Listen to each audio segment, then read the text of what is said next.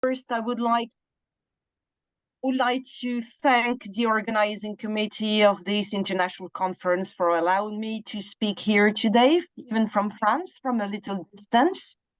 I would like to broach a topic that is not very frequently dealt with in the world of research on language teaching and learning. That's how LSP, or language for specific purposes teachers, form their own professional knowledge combined with some academic knowledge whenever they are in a situation when they have to teach to some specialized students something that they have never previously learned about. So it's a little bit of a paradox that I would like to discuss with you and to at least initiate some kind of a reflection. First, can you actually see my my slides, if it is okay? So first, as I said, European universities are now facing a great challenge because there is a general move to encourage mobility within Europe, internationalizing study path, allowing the free flow of students and of teachers across countries and borders. The aim, of course, is to kind of create a European academic identity and also to pave the way for a better competition with Northern American, Canadian, and Chinese universities who have emerged as like a great sources of academic production and student education. So the academic world has become transnational, but also focused on expertise and specialized fields, the aim of which is, of course, to give the possibility for students to acquire professional qualifications and also to encourage them to study and work in different countries. So in that particular context, foreign languages, mainly and first and foremost English, are very strategic because many universities in the context of European alliances are also required to provide courses to incoming mobility students that would be taught in English, which I refer to as English as a medium of instruction, and also to provide the skills, the language skills to their domestic students, especially in English. And you know how poorly French students fare as far as mastering English is concerned. And however, language teachers, English language teachers, have qualifications to teach English, but most of the time they know very little about the specialized knowledge and the specific study path in which they will provide their skills. So that's just to give you an overview of my presentation. The first part will be more theoretical, should I say. I would like to discuss two concepts that have to do with first the formation of the knowledge that will be useful for language LSP teachers to teach languages in different contexts, and also how does it translate in terms of didactic approach.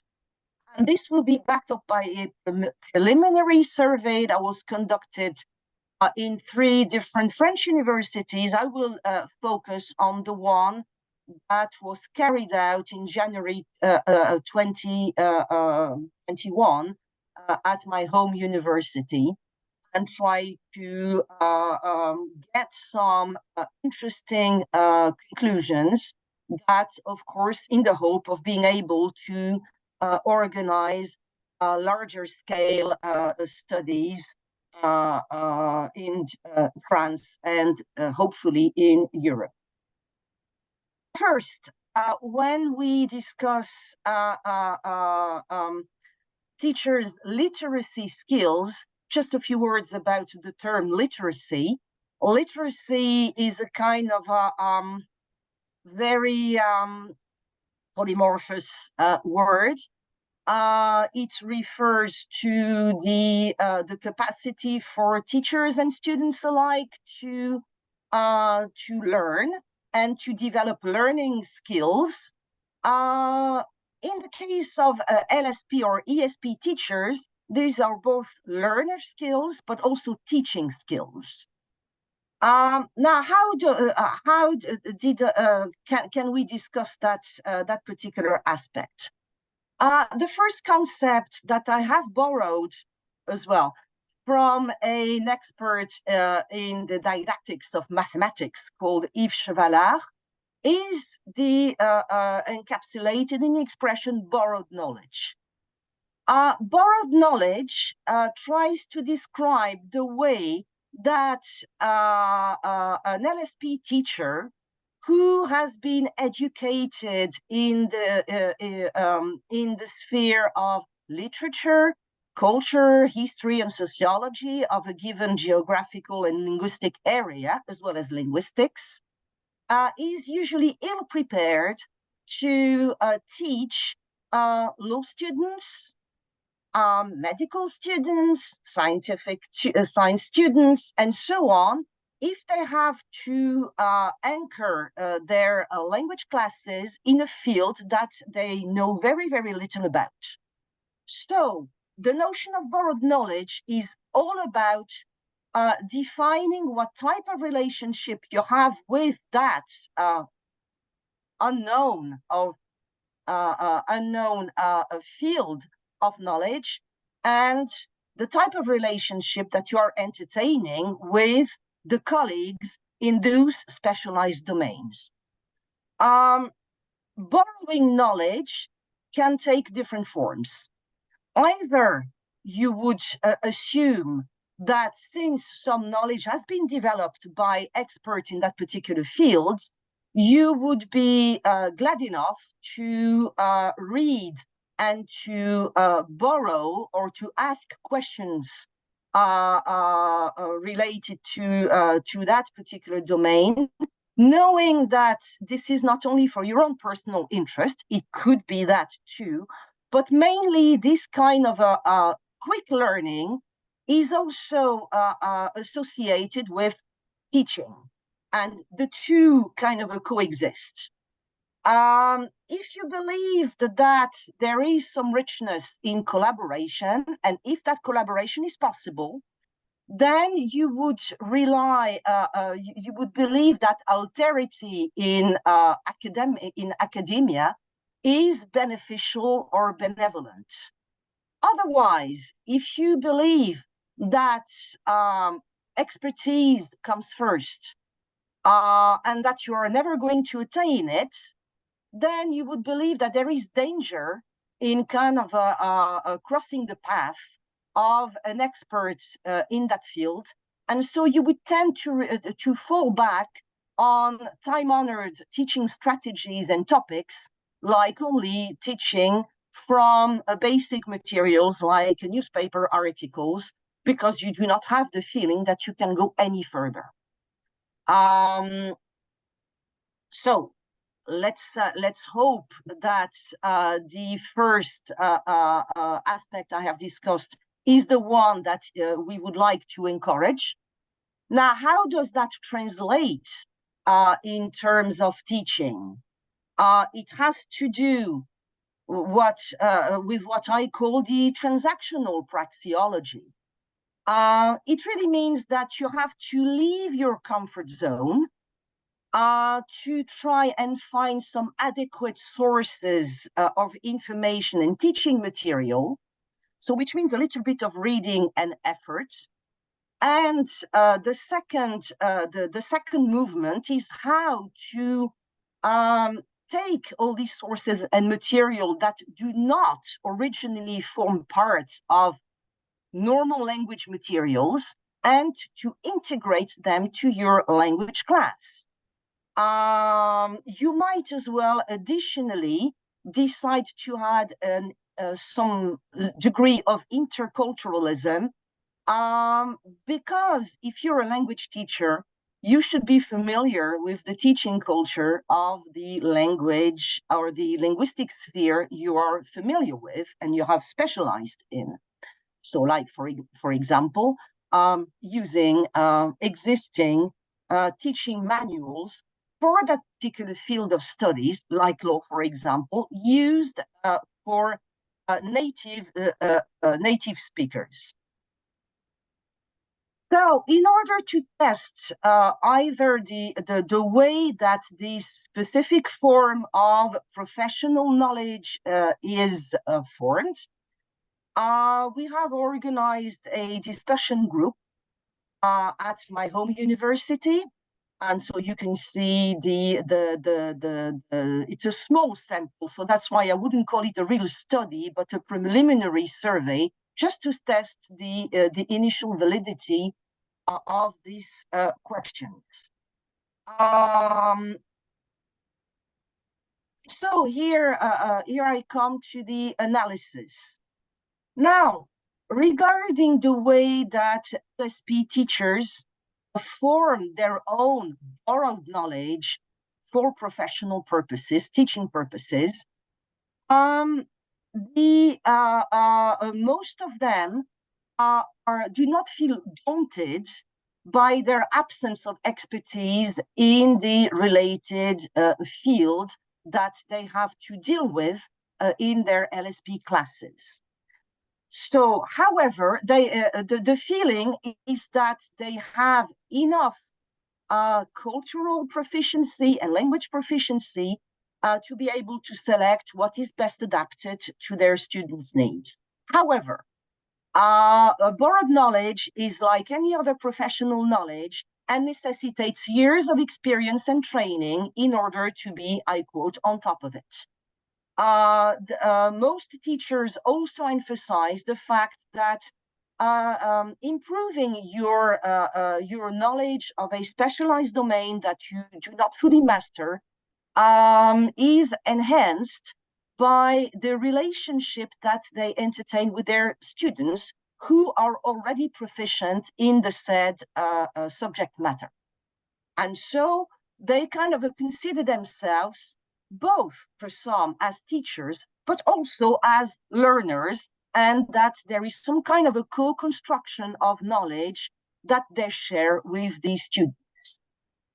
In terms of didactic strategies, all of them have said that there is one factor that is felt is very important, is that the skills and the degree of specialization of their students.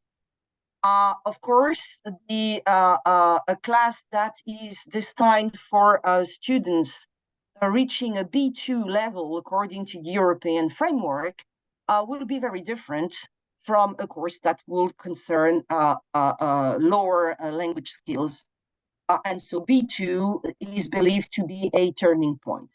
All of the teachers said that whenever they can, they would try to adopt the attitude of teachers from the, I would say, the native country. And so the idea is to be able to borrow teaching methods imported from a specialized domain and the manner in which it is taught in their country of reference. Of course, another important aspect, and that is probably where the collaboration and the co-construction is important, is that they would rather rely on project-based learning and integrating other types of methodology rather than simply using classic language exercise.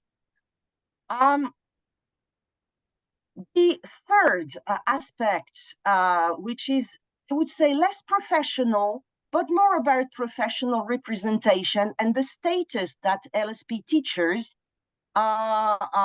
experience. Whether you are a researcher slash a teacher or just a teacher, there is one common feature that is shared unanimously, is that we usually ply our trade in universities. And the standard in academia is that you are characterized by your mastery of a specific topic. And so we find ourselves in a situation where we may suffer from the imposter syndrome. I mean, we teach English in a specialized context or another language without mastering that particular subject matter, and that puts us at a disadvantage. In terms of consideration from other colleagues from different disciplinary backgrounds. The second point is that the way that university courses are structured, at least in my university and in other French universities, from what I can judge, is that there is a clear absence of interdisciplinary collaboration. And whenever you need help, you will get it from your colleague in the same field.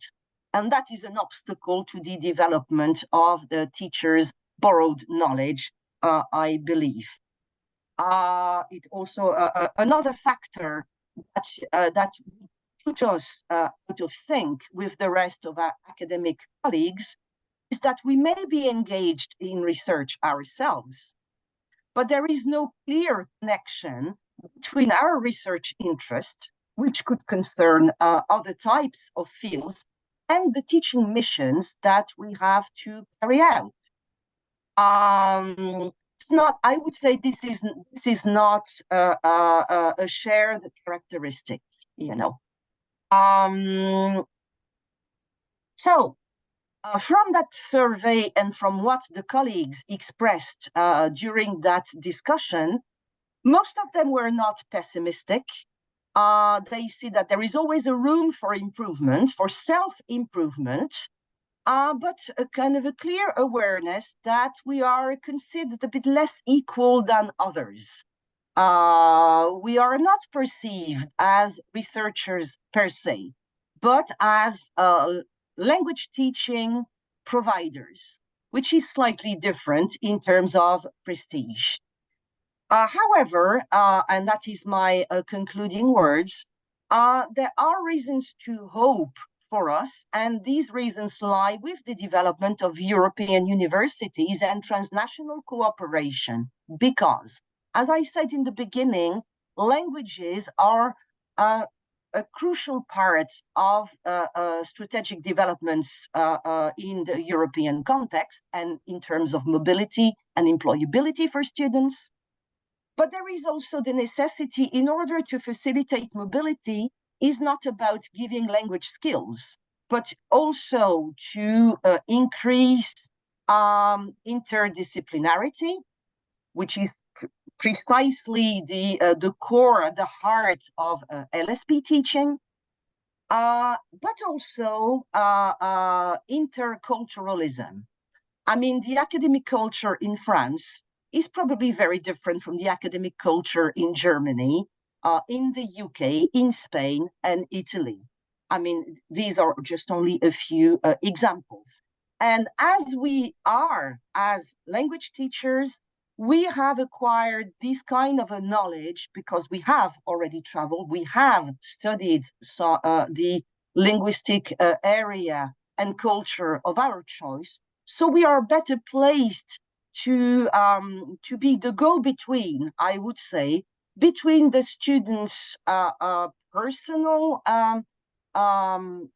academic context and the context of transnational exchanges and mobility, which I think is probably the main reason that we have to hope for the development of interculturalism and interdisciplinary. And so here I will just give you a very brief bibliography, which I used for that particular presentation. And I thank you very much for your attention.